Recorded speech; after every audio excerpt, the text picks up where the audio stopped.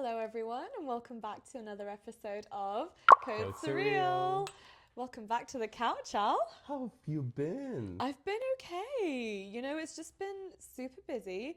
I've been trying to keep up with my portfolio and the other IMT requirements and, I think that's a it's bit, busy. sometimes that can be a little bit overwhelming, could it? Yeah, overwhelming's the word. If you're not on top of it, that stuff can get a lot. That's something I was kind of hoping we can touch on.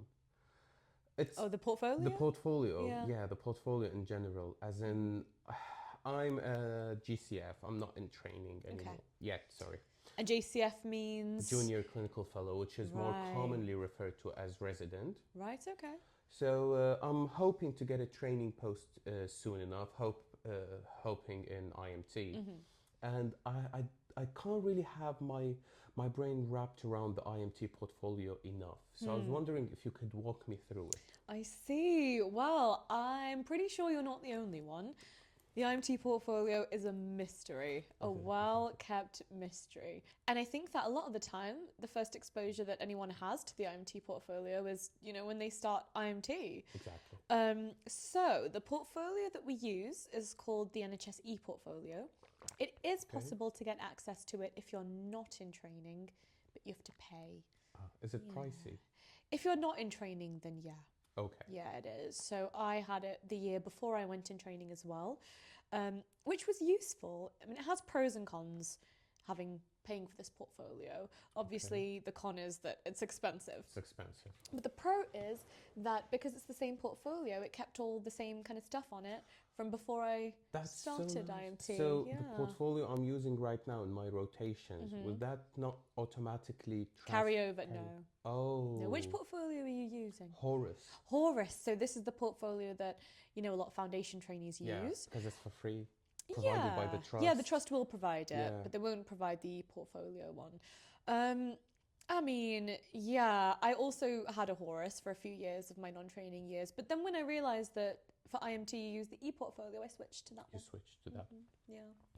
So my first question is, advice to me, if you can give me a piece of advice about my portfolio, about what I need to have in mind and what I need to work on before joining training, what would you give me? I'd say that have in mind your goals and exactly what you need to do. Have it straight in your head.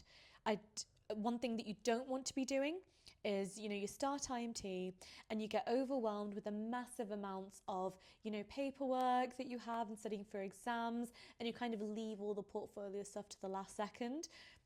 Be prepared, look at what you need to do, have it in your brain, and from the start, go right into it and be prepared to start putting things in your portfolio as you go. Best case scenario, that sort of first half of the year, you've got everything you need, which won't always be possible because some of the stuff you need, as we'll go through, is related to sort of clinics and outpatient stuff and the take. And obviously, it's difficult to get all that done very quickly, but whatever you can do, get it done as soon as possible. As soon as possible. Yeah. Would your portfolio be targeted to the specialty training that you desire? Not necessarily. Okay. So for IMT, internal medical training, what they want out of your portfolio and what you need to pass every year is to show that, you're a good physician trainee and that you're good at internal medicine. Okay. So obviously you can absolutely put extra things in there to record situations, scenarios, patient encounters, reflections related to the specialty that you want to apply to, but your priority should be, showing that you meet the requirements of the IMT curriculum via your portfolio. Okay. All right. Would you need your portfolio, or would you rely on your portfolio and the specialty training and like post IMT? Let's say you're now applying for cardiology, endocrinology, dermatology. Would your portfolio play any part in your application? So your application itself, as in the process, is independent of your portfolio. Okay. So they're not going to look at your portfolio as part of the application. However, that doesn't mean that it's not useful or valuable. It's always useful as a rule of thumb to record things, and to record reflections you've had, thoughts and ideas, patient encounters you've had, difficult cases you've managed, feedback you've got. All of that will ultimately be useful towards your higher specialty training application. And the way to record that all is your e-portfolio. So I'm going to give you a bit of a confession now. Oh, go on. Tea time. I'm not the best with my portfolio. I kind of ignore it. I don't pay well attention to it. I don't. I've been told, which now I know it's not the right advice, which I've been told that portfolios for people who are outside of the training is not as important as people who are in the training.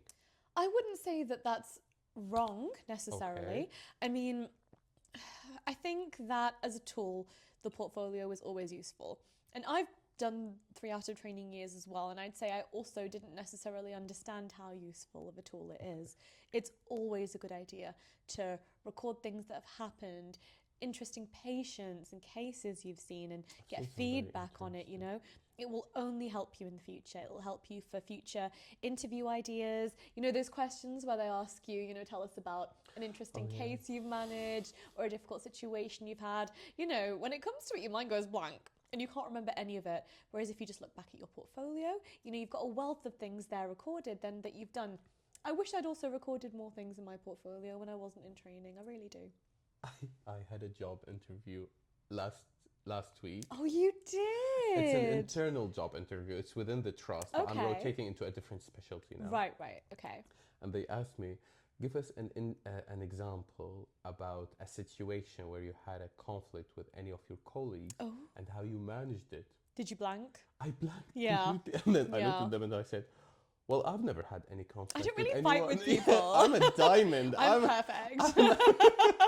I'm a delight to be around, and I do not want to lie. But now that you've said that I could use my portfolio to reflect and to like somehow jog my memory about all of the things that happened to me, that actually resonates. It's always a good idea to kind of record interesting stuff, cool stuff, different stuff, memorable stuff, you know, even just ordinary stuff. Just have a few examples of those. It will always be useful to record things. Perfect. Yeah. So the other questions I want to ask you, let's say I am someone who just started IMT and I've just recently got the IMT portfolio, the one you're speaking about. And I'm doing my first rotation, hypothetically saying, let's say I'm doing acute medical unit, which is sometimes referred to as emergency assessment unit. Which AMU, MAU. Exactly. Depends acute where and you general are. medicine, depends where you are. EAU, Salford. Salford. Yeah, good old Salford. So what are the things that I need to keep in my mind and I need to think about on a daily basis to work on my portfolio?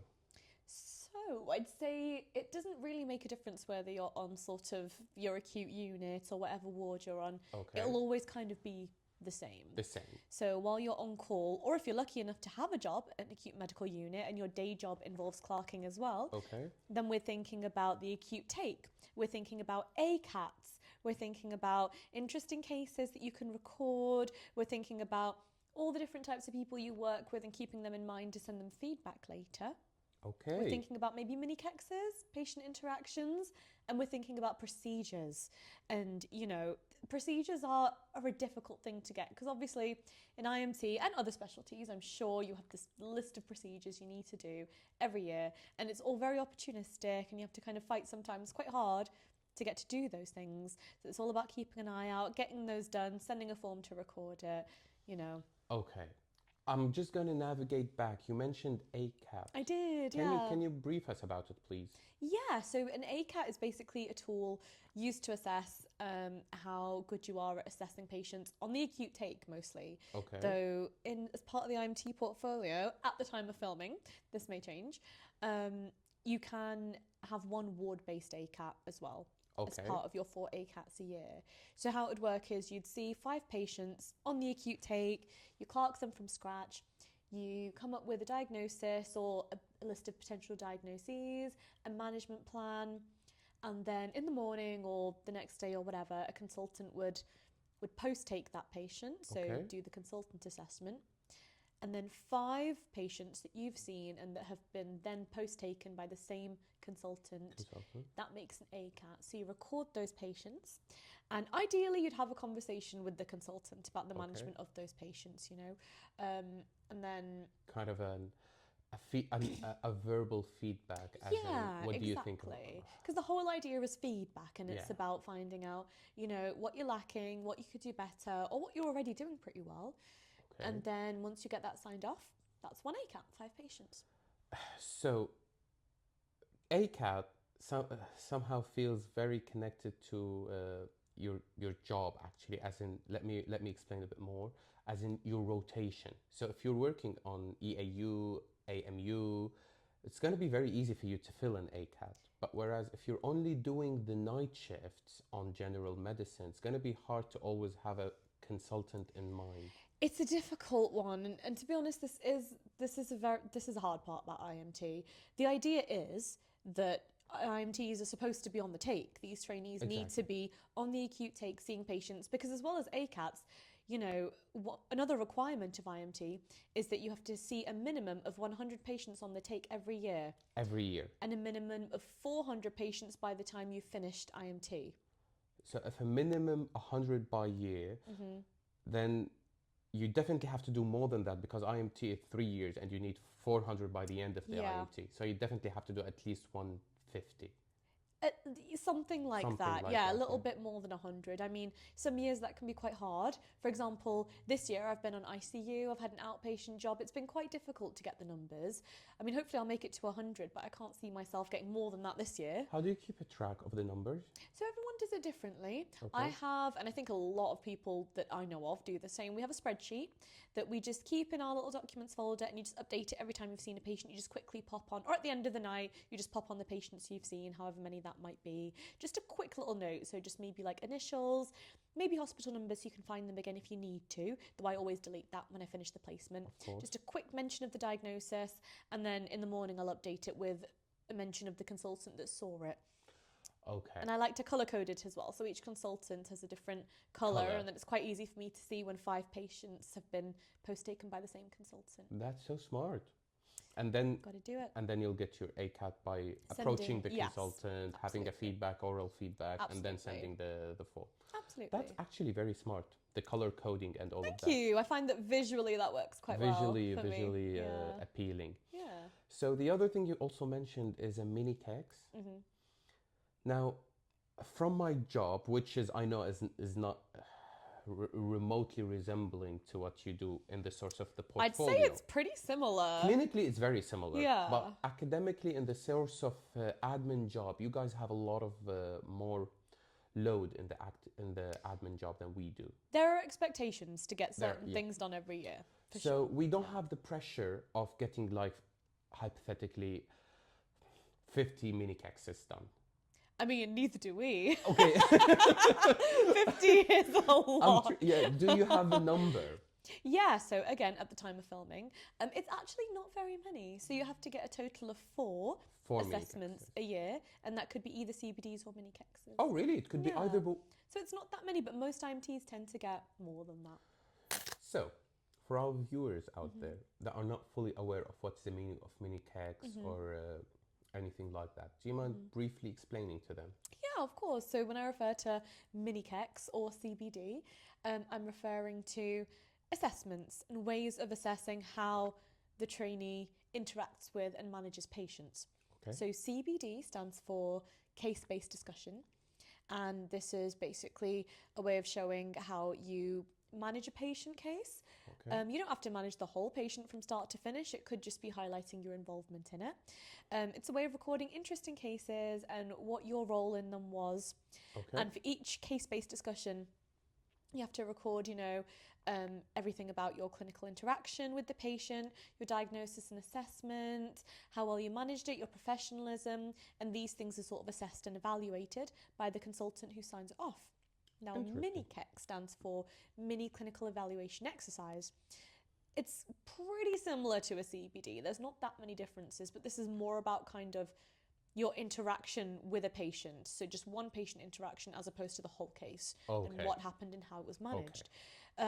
Really, I think they're often used interchangeably, but there are sort of subtle differences there. All right.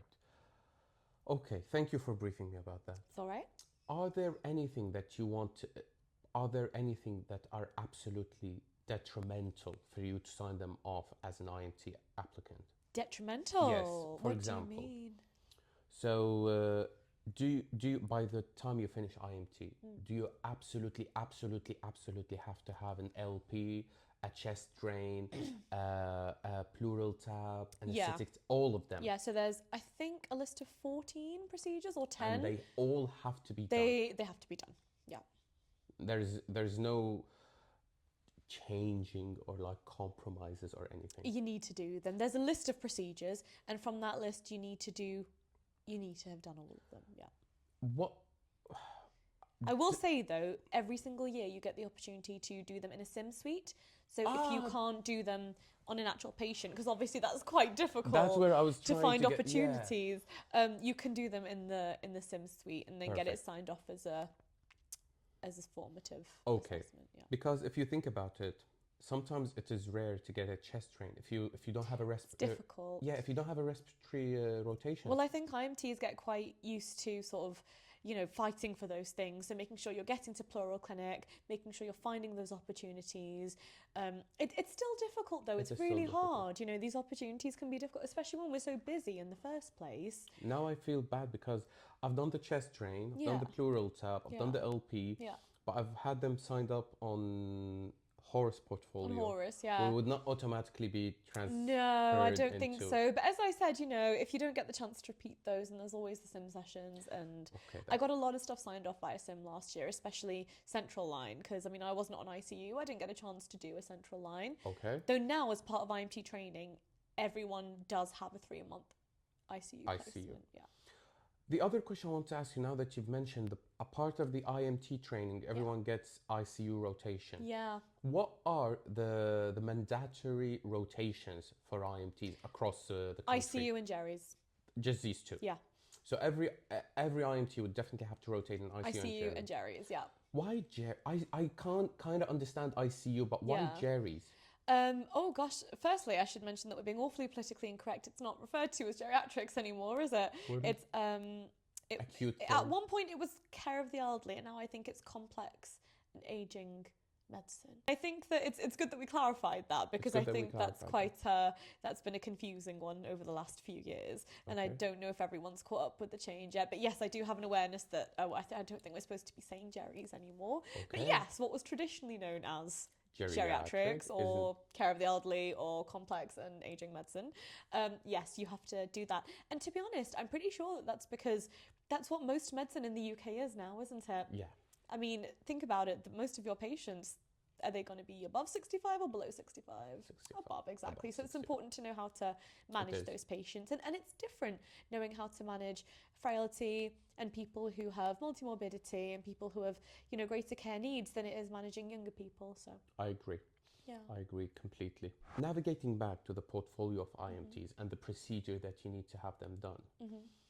If to say LP or central line or chest drain, is there any number per exactly, like you need to have 3 LPs or 4 chest drain done, or no? So it's just once per year. Once. At least once per year, you need to have done a formative version of that, Okay. which means that you've at least done it in the skills lab, Okay. or you've done it under supervision. Once you've done a summative version of it, which means it's now signed off, and it's been signed off saying that you can now comfortably do that without supervision, then you don't have to repeat that. Then you don't have to repeat that. Yeah. Okay, nice. Does crash call play a part in the IMT portfolio? Yes, it's super important. Really? So by IMT3, you kind of need to be showing that you can lead an arrest. And actually by IMT2, we kind of start doing that. So Leading the arrest. obviously not everyone, has a real arrest on every call. So that's kind of a difficult one. It's very hard nowadays to get a full-on arrest because most of the patient would be spot on when it's pre-arrest, and it would be escalated properly and managed properly. Well, not always. I mean, maybe Yeah. we've just had very different experiences. I think I'm always. the poo magnet who gets all the arrests and peri-arrests You know, I've on never my had an calls. arrest. I've only had it once. Really? Only Oh, I've one had so arrest. many. I've had so many. I wouldn't call myself lucky for that necessarily, but they were definitely good learning experiences. Oh, they're great learning Amazing, curves. yeah. So I think peri-arrests as well, arrests, they're all, an acutely unwell patient is sort of, And you you also need to mention all of that in your portfolio. Yeah, you should record it, you know, if you're part of an acute arrest, for sure. Okay. Yeah. Okay. Oh, that's been very informative. I'm glad. Have I forgotten any question Have that you I? think? I don't think so. Have I freaked you out? No, I'm Do you definitely still having want to do palpitations. IMT? I mean, look, it's a lot for sure. Do you get time at least for your portfolio? You have to fit it in and you have to find time. And obviously, again, it's difficult. I'd say that as a trainee, you're definitely at any one time spinning loads of plates at once. So Yeah. there's your rota, first of all, which is insane, as you know, especially if you're a Mad. full-time trainee. Yeah. On top of that, you need to make sure you maintain your portfolio. And on top of that, you know, you need to make sure you've got some evidence of quality improvement projects every year. And often, you know, IMTs and other trainees will be doing projects and activities and things towards their higher specialty training. Of course. Yeah. Not to mention their private life, their hobbies, and all of that. That's I actually forgot about all that until you said it like just you then. like think about. You just mentioned their specialty training, their portfolio, their Yeah, job, their yeah, rota, yeah. all of that, and I'm thinking in the back like, oh my god, why would they have time? When do you for live? Where do you live? Exactly. But again, it's something else that I'd like to stress, you know, to our viewers especially, that it's super, super important to make time for those things. course. You know, training, IMT, none of that should ever come to the detriment of your physical health, of your mental health. It's super important to take care of yourself. I mean, I think there's a statistic. Doesn't one doctor every 3 weeks commit suicide in the UK? Yeah. So again, it's super important to just stress that, you know, it's stressful and it's a lot and it's demanding for sure. That can't be denied. But, you know, I think that there's a stigma attached to reaching out for help, and everyone feels like they need to be able to do everything by themselves. And it's an incredible amount of stress, but you should always prioritize your health, always, first and foremost. Mm-hmm. Okay, I think I've had my all of the answers I was seeking, Mm-hmm. but I'll give you one last open question. Mm-hmm. Us as it is, you're one of my ultimate best friends, and I think you're the one who looks after me in the sense of academic and in the sense of career and all of that. Mm-hmm. I'm someone who's aspiring to become an IMT, and you're someone who's soon going to be a med reg. Oh, stop it. I can't think about that. What's your advice to me? What kind of piece of advice do you keep? Do you wish that someone told you when you were an IMT1? That's a good question. Get on top of your portfolio. Okay. Fulfill all your requirements in the first half of the year if you can. You know, send out all your feedback forms. Just get your mini kexes, CBDs, ACATs done as soon as you can. Okay. You know, in your first placement if you possibly can. Get them all done. Get them all done. So get on top of that. So that was quite informative and very pleasant. Yeah. Actually, I am very thankful for you. I'm glad. Thank you so much. I feel like I've somehow exhausted all of your information now into a very lovely episode that I hope many people would find as beneficial as I just did. Good. And, you know, it was by no means an exhaustive source of information. If anyone wants any more information about IMT, just Google it. Google it. Google or it. slide in the comment section. She'll answer those. Absolutely. Have a look at the Royal College for Physicians website. There's loads of resources. There's loads of places you can read about IMT. Reddit was a surprising source of information for me. Reddit? About IMT, yeah. There's a lot of people talking about it on there. Okay. You can also look at the BMA website. You know, there's so many sources of information. If you're thinking of applying to IMT, just do your research. Find out what you're getting into. Find out if it's for you. Yeah. And yeah. Cheers to that. Cheers. See you next time, guys.